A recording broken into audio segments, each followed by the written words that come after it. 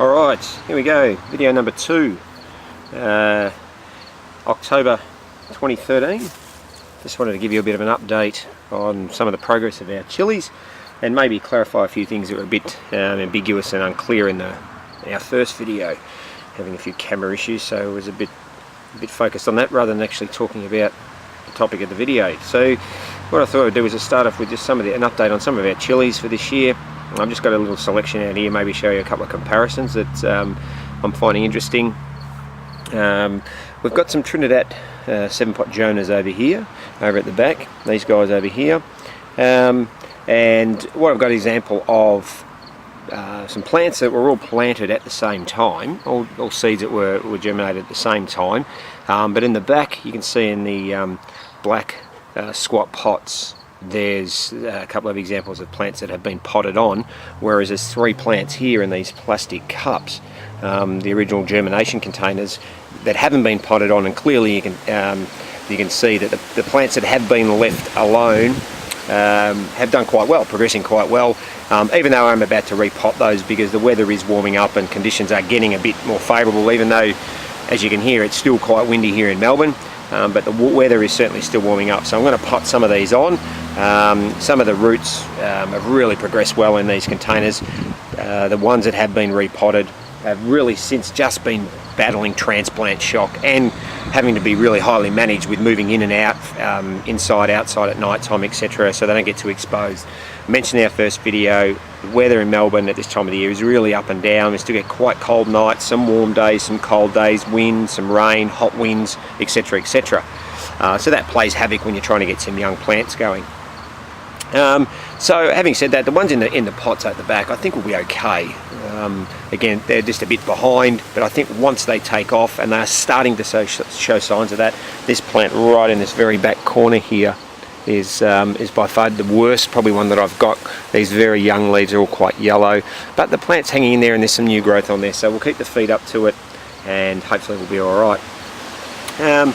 Moving on down the front, this whole sort of tray here is just an example of, again, this is a couple of examples of some, these are some chocolate Trinidad scorpions, which again we've just left in their initial germination cups, and they're doing quite well. Really well established roots, which is one of the obviously benefits of having some transparent plastic cups. Not only are they cheap, you can get a really good idea of root growth. So we've got these starting to get really quite full of roots now, these cups, so we'll pot them on. So there's some Trinidad scorpion chocolates.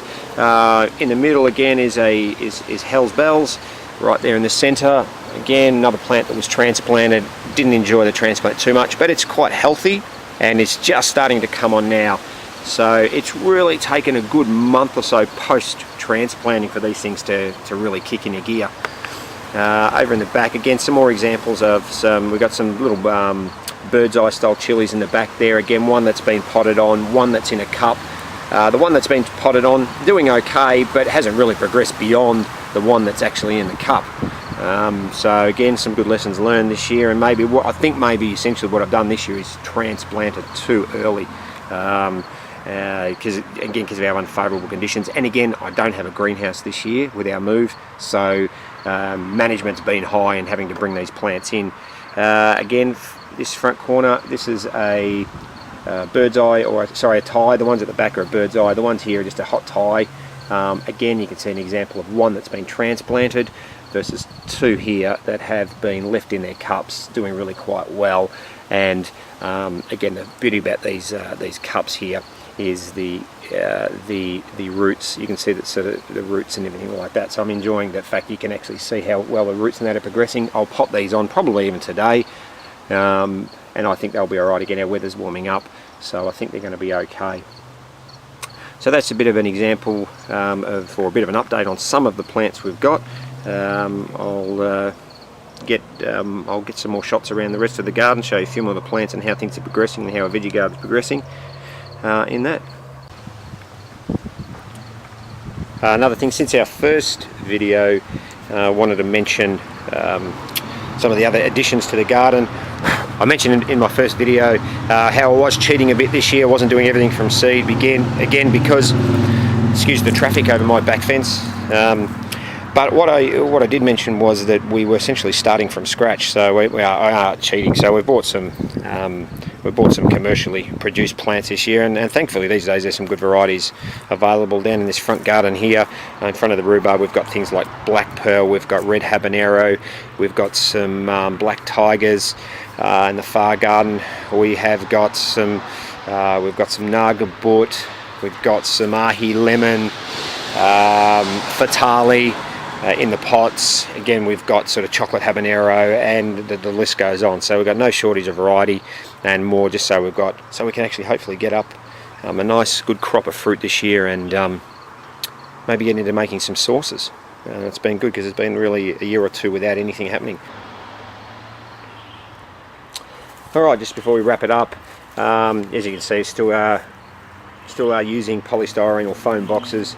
The last couple of days I've been able to leave this box out during the day and overnight, but the sun, we've had a couple of warmish days, so during the day to protect them, really just that last little bit of hardening off. Been using some shade cloth just to cover over the top of these, but the sun now today has actually disappeared, so I'll take that off a bit, and some of these plants will actually get potted on today.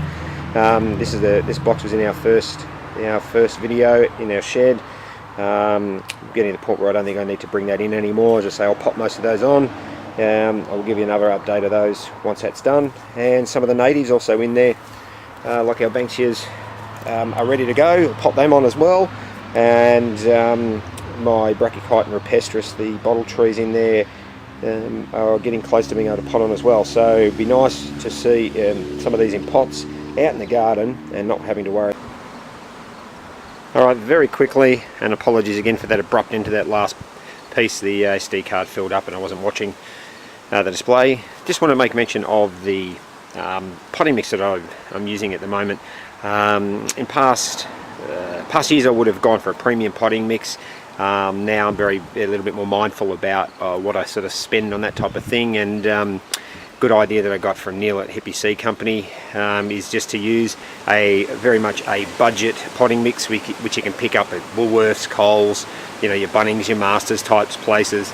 You can get it for as little as sort of $2 to $2.50 a bag, particularly if you buy it in bulk.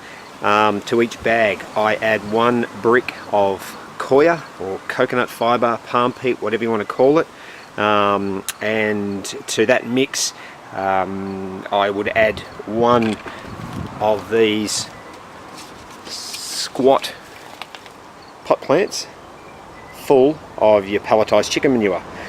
So put that into a big tub, mix it all up, gives you probably close to 30 to 35 litres of potting mix, and when it's all said and done you've probably spent about $4.50 per potting mix bag, if you like, and you can pay up to sort of $10 to $15 for a bag of premium potting mix, which is I'm perfectly happy with. But when you're trying to be a little bit more economical about things and spread things out, when you've got a lot of plants to pot up, it's a good thing to look at actually. And so far I can't be any more happier than choosing that path. However, the one thing I will say is if you do get onto one of those budget potting mixes and you are happy with it, stick with it, because sometimes you'll find some of the real El Cheapo ones are a pretty ordinary mix. They're all going to be fairly nutrient deficient, but some of them are just full of wood chips and general rubbish actually. You can tell that they've come from even using old pellet material and things like that. Some of them, as I say, some of them are pretty crappy. So if you get one that you find that's okay, stick with it. Nice and rich and loamy.